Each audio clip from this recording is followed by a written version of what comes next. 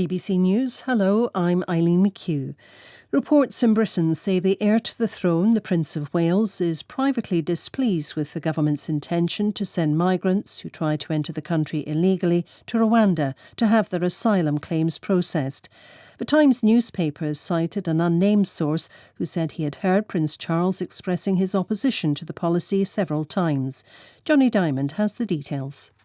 More than disappointed and unimpressed with the government's direction of travel. So a source tells The Times. The Prince, the paper says, thinks the government's policy is appalling.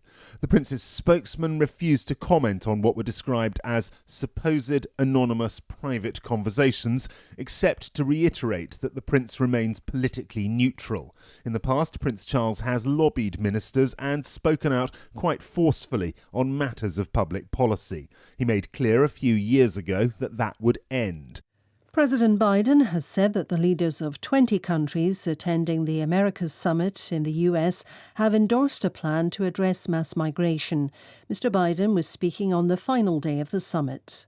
The past few years, the global economic crisis, triggered by COVID-19 pandemic, and now made worse by Russia's war in Ukraine, has led to record levels of migration. And no nation should bear this responsibility alone, in my view, our view. Our common humanity demands that we care for our neighbours by working together. The United States has promised to spend more than $300 million to support migrants and has also unveiled additional programmes to help those from Venezuela, Cuba and Haiti. Inflation in the United States hit a new 40-year high last month, confounding predictions that it was easing. It rose 0.33% from April to touch 8.6%. The news sent shares sliding on Wall Street. The United States is lifting the requirement for international travellers to have a COVID test within 24 hours of boarding their flights. An administration official said the current mandate would expire on Sunday. Our business correspondent, Michelle Fleury, says the airline industry is quickly recovering after the pandemic.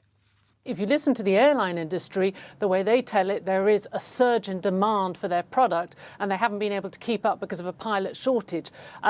They will be saying that this is great news. In fact, the CEO of American Airlines just last week was quoted as saying that this kind of restriction was nonsensical of having to get tested a day before returning to the United States.